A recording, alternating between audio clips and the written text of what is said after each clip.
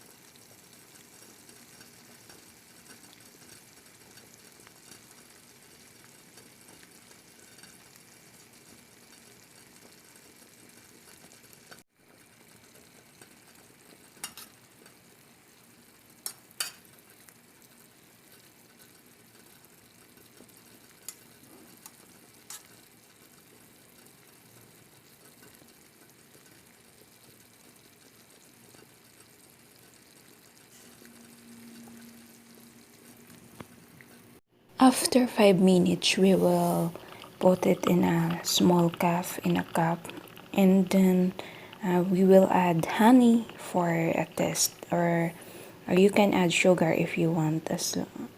Depende guys kung ano yung gusto niyo. But for me, it must good honey to mix it para magiging more healthy siya. So, moringa tree is very healthy for us guys, and it will help us to lower our blood sugar pressure, and it's many more benefits we can get from drinking a moringa tree. So, ayan po, just stir it well, mix it well, and then we will drink it hot. Yung makakaya lang po natin guys. So, thank you so much.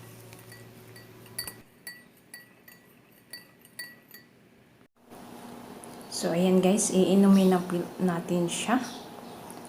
Yung medyo mainit sa konti guys, na kaya lang po natin inumin. In fairness, masarap siya. And it's very beneficial for our body and for our health. And moringa tree is called miracle tree because it's many benefits we can get from drinking or eating a moringa. So this is a moringa tea guys. So try it guys sa mga hindi pa nakapag-try dyan.